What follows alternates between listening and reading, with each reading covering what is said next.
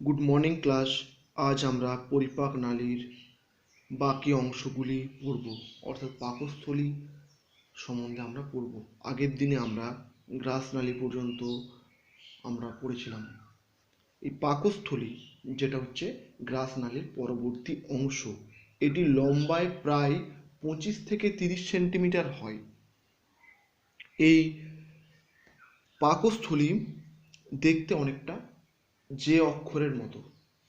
এই পাকস্থলীর দুটি তল থাকে, যেগুলোকে আমরা বলি কার্ভেচার। যেটা অগ্রভাগের তল তাকে বলা হয় গ্রেটার কার্ভেচার, আর যেটা পশ্চাৎভাগের তল তাকে বলা হয় লেসার কার্ভেচার বা ক্ষুদ্রতর বক্রতা।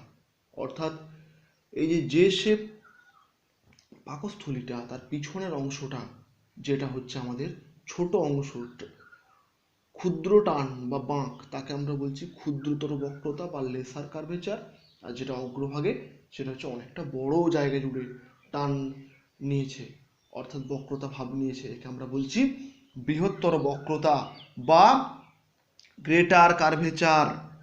এই পাকস্থলীর টোটাল 4টি অংশ: একটা হৃদ অংশ, একটা ফান্ডাস, একটা দেহ, আর হচ্ছে পাইলোরিক অংশ। এই হৃদ অংশ মানে কি? Cardiac part. অর্থাৎ এই কার্ডিয়াক পার্ট বা হৃদ অংশ মানে সেটা কি না, হৃৎপিণ্ডের সংলগ্ন অংশ, তাই তো এরকম নাম। এইটাকে বলা হয় হৃদ পাকস্থলী। এই এই যে গ্রাসনালী আর যে এই কার্ডিয়াক পার্ট, অর্থাৎ গ্রাসনালী থেকে খাদ্যবস্তু এসে প্রথমে এই কার্ডিয়াক পার্টে প্রবেশ করে, হৃদ পাকস্থলী অংশে। এর মাঝে একটা ভাল্ব আছে, এই ভাল্বটাকে বলি আমরা কার্ডিয়াক স্ফিংটার। অর্থাৎ এই ভাল্বের দ্বারাই খাদ্যবস্তু গ্রাসনালী থেকে পাকস্থলীতে প্রবেশ করে। এরপরে আসবো ফান্ডাস। এটি এই কার্ডিয়াক পাকস্থলীর উপরের দিকের অংশ। এগুলো বায়বীয় পূর্ণ, অর্থাৎ বাতাস থাকে, এখানে মিউকাস স্তর অবস্থান করে। আর আছে দেহ, যেটা মাঝের একটা অংশ। আর আছে পাইলোরিক অংশ বা পার্ট, যেটা পশ্চাৎ ভাগের অংশ। এই পশ্চাৎ ভাগের পাকস্থলীর এই অংশগুলোকে আমরা বলি প্রণালিকা পাকস্থলী বা পাইলোরিক স্টোমাক। এই অংশগুলো দুটি অংশ নিয়ে গঠিত: পাইলোরিক অ্যান্ট্রাম আর পাইলোরিক ক্যানাল। আর এরপর থেকেই এই যে আমাদের পাইলোরিক অংশ, এরপর থেকে আমাদের কি শুরু হচ্ছে না, ক্ষুদ্রান্ত শুরু হচ্ছে। ক্ষুদ্রান্তের প্রথম পার্ট ডিওডিনাম, অর্থাৎ এই পাইলোরিক আর হচ্ছে ডিওডিনাম, এই দুটোর সংযোগস্থলে একটা ভাল্ব থাকে, যার মাধ্যমে পাকস্থলী থেকে খাদ্যের পাচন ঘটে, খাদ্য প্রবেশ করে ক্ষুদ্রান্তে শোষণের জন্য। একে আমরা বলি পাইলোরিক স্ফিংটার। এই পাকস্থলীর প্রাচীর বিভিন্ন ধরনের স্তর দ্বারা গঠিত: সেরা স্তর, পেশি স্তর, অর্ধশ্লেষ্মা স্তর, আর হচ্ছে শ্লেষ্মা স্তর। এই শ্লেষ্মা স্তরে অসংখ্য ভাঁজ থাকে, যেগুলোকে আমরা বলি রুগী। এই পাকস্থলীর থেকে প্রোএনজাইম পেপসিনোজেন উৎসেচক খরিত হয়, লাইপেজ খরিত হয়, যেগুলো এই পেপসিনোজেন প্রোটিন ভঙ্গকারী উৎসেচক, আবার লাইপেজ হলো ফ্যাট ভঙ্গকারী উৎসেচক। আর এই পাকস্থলীর অক্সিনটিক সেল থেকে HCl ক্ষরণ হয়, যা এই পেপসিনোজেনকেই পেপসিনে রূপান্তরিত করে আর খাদ্যবস্তুর সঙ্গে যে সমস্ত জীবাণুগুলো থাকে তাদের ধ্বংস করে দেয়। এই আমরা যদি সকাল থেকে খাবার না খাই বা খালি পেটে অনেকক্ষণ থাকি, তাহলে আমাদের এই অক্সিনটিক সেল থেকে HCl ক্ষরণ হয়, যেগুলো আমাদের পাকস্থলীর কোষ প্রাচীরকে ক্ষতি করে। এই জন্য অধিক সময় ধরে খাদ্যবস্তু গ্রহণ না করে থাকা উচিত নয়। আর এই পাকস্থলী থেকে এক ধরনের হরমোন খরিত হয়, যে হরমোনের নাম হচ্ছে গ্যাস্ট্রিন। এগুলি প্রাচীরের বিশেষ কোষ থেকে খরিত হয়। আর এখানে তোমাদের একটা খুব ইম্পর্টেন্ট প্রশ্ন আছে: ক্যাসলস ইন্ট্রিনসিক ফ্যাক্টর কি? না, এই পাকস্থলীর অক্সিনটিক কোষে ভিটামিন B12 শোষণ হয়। এই ফ্যাক্টরগুলিকে বলা হয় ক্যাসল ইন্ট্রিনসিক ফ্যাক্টর, অর্থাৎ এর দ্বারাই অক্সিনটিক কোষে ভিটামিন B12 শোষণ হয়। এরপরে আসবো ক্ষুদ্রান্ত, যেটা হচ্ছে পাকস্থলীর পরবর্তী অংশ। এই ক্ষুদ্রান্ত প্রায় 6 থেকে 7 মিটার পেঁচিয়ে অবস্থান করে। এই ক্ষুদ্রান্তের আবার 3টে অংশ, ডিওডিনাম, জেজুনাম আর ইলিয়াম। ডিওডিনাম যেটা প্রায় 25 সেন্টিমিটার লম্বা, এটা অনেকটা ছোট, মোটা এবং সি আকৃতি বিশিষ্ট। এটা ডিওডিনামে যুক্ত থাকে।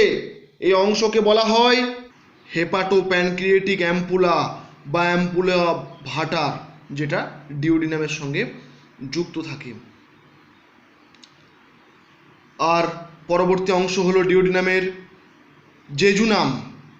এটা মাঝখানের অংশ, যেটা প্রাচীরগুলো পুরু এবং রক্তজালকপূর্ণ হয়। এরও মূল কাজ হচ্ছে ক্ষরণ করা। আর তার পরবর্তী অংশকে বলি ইলিয়াম, যেটা একেবারে ক্ষুদ্রান্তের শেষ অংশ। আর এটাকে বলা হয় দীর্ঘতম অংশ, অর্থাৎ এই ইলিয়াম অংশটাই বেশি পেঁচানো অবস্থায় থাকে, দৈর্ঘ্যে প্রায় 3.5 মিটার।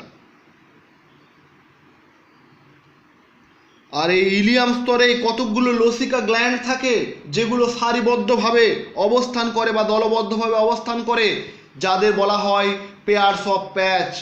তোমাদের এমসিকিউতে আসে পেয়ার্স অফ প্যাচ সম্পর্কে। তাহলে ইলিয়াম অংশে যখন কতকগুলো লসিকা গ্ল্যান্ড দলবদ্ধভাবে অবস্থান করবে, তাদের আমরা বলবো পেয়ার্স অফ প্যাচ। আর এই ক্ষুদ্রান্ত অনেকগুলো কোষ স্তর নিয়ে গঠিত, সেরা স্তর, পেশি স্তর, অর্ধশ্লেষা স্তর আর শ্লেষা স্তর। ঠিক যেমনটা আমরা পড়েছিলাম পাকস্থলীর ক্ষেত্রেও, ঠিক তেমনভাবেই এই এতগুলো স্তর নিয়ে গঠিত। আর এদেরও শ্লেষা স্তরে এক ধরনের আঙুলের মতো প্রবর্ধক বেরোয়, যাদের বলা হয় ভিল্লি বা ভিলাই। এই ভিল্লি বা ভিলাইয়ের একেবারে মুক্ত প্রান্তে মাইক্রো ভিলাই থাকে। আর এই ভিলাই বা ভিল্লি দ্বারাই খাদ্যবস্তু, পাচিত খাদ্যবস্তুকে শোষণ করে। আর এই দুটি ভিল্লি বা ভিলাইয়ের মাঝে এক ধরনের আন্তরিক গ্রন্থি থাকে, যাকে বলা হয় ক্রিপ্টস অফ লিবারকুন বা লিবারকুনের গ্রন্থি। মনে থাকবে, এখান থেকে অনেক ধরনের ক্ষুদ্রান্ত থেকে পাচক রস ক্ষরণ হয়, যেমন শর্করা ভঙ্গকারী পাচক রস, অ্যামাইলেজ, মল্টেজ, আইসোমল্টেজ, ল্যাকটেজ ইত্যাদি। আবার প্রোটিন ভঙ্গকারী উৎসেচক ইরেপসিন এখান থেকেই খরিত হয়। ফ্যাট ভঙ্গকারী উৎসেচক লাইপেজ এই ক্ষুদ্রান্ত থেকে খরিত হয়। এখান থেকে কিছু উপকারের হরমোন খরিত হয়, সিক্রেটিন, কোলেসিস্টোকাইনিন, যাকে আমরা বলি সিসিকে, আর হয় এন্টারোগ্যাস্ট্রন ইত্যাদি হরমোন খরিত হয়। আর এখান থেকে সরল খাদ্যবস্তু শোষণ হয়, অর্থাৎ গ্লুকোজ, ফ্রুক্টোজ, বিভিন্ন ধরনের simple amino acid, fatty acid, glycerol, এইগুলো এই ক্ষুদ্রান্তের ভিলিয়ের উন্মুক্ত প্রান্ত মাইক্রোভিলাই দ্বারা শোষিত হয়। এরপরে আসবো আমরা বৃহদন্ত, অর্থাৎ লার্জ ইন্টেস্টাইন। এটি প্রায় 1.5 মিটার লম্বা, আর এর 4টি অংশ নিয়ে এটিও গঠিত। প্রথম অংশকে বলি সিকাম, তারপরে কোলন, আর আছে মলাশয় এবং অ্যানাল ক্যানাল বা পায়ুনালী। প্রথমে আসি সিকাম, এটি বৃহদন্তের প্রথম অংশ। ক্ষুদ্রান্ত বৃহদন্তের এটি সংযোগ স্থলে অবস্থান করে সিকাম, কারণ ক্ষুদ্রান্তের পরেই তো শুরু হচ্ছে বৃহদন্ত। আর এই ক্ষুদ্রান্তের সঙ্গে এই বৃহদন্তের প্রথম পার্ট অংশ হলো সিকাম, যার দ্বারা খাদ্যবস্তু, যেগুলো অপাচ্য খাদ্যবস্তু, সেগুলো এই সিকামে প্রবেশ করে। আর এই সিকামে আছে আমাদের ভার্মিফর্ম অ্যাপেন্ডিক্স, যেটা আমাদের বর্তমানকালে নিষ্ক্রিয় অঙ্গ। এখানে আগে যখন মানুষ কাঁচা ফলমূল, সবজি, পাতা ইত্যাদি খেত, অর্থাৎ সেলুলোজ জাতীয় খাদ্যকে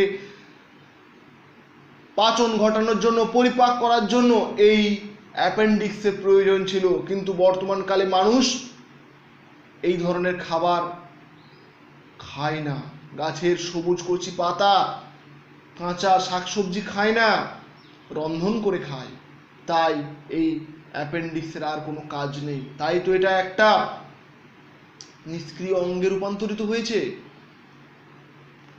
আর এই অ্যাপেন্ডিক্স অনেক সময় বিভিন্ন ধরনের খাদ্যবস্তু প্রবেশ করে সেখানে ব্যাকটেরিয়া দ্বারা ইনফেকশন ঘটে, এর জ্বালা প্রদাহ হয়, একে বলা হয় অ্যাপেন্ডিসাইটিস, এবং এটি অপারেশন করে কেটে বাদ দিতে হয়।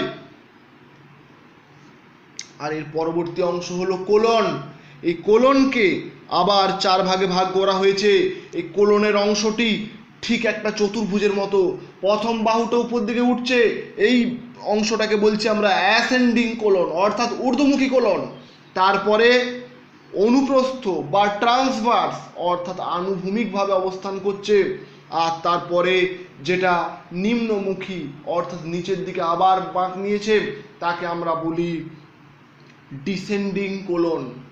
আর এই ডিসেন্ডিং কোলনের শেষ প্রান্তটা একটা টার্ন নিয়েছে সি আকৃতির মতো, একে আমরা বলি সিগময়েড কোলন।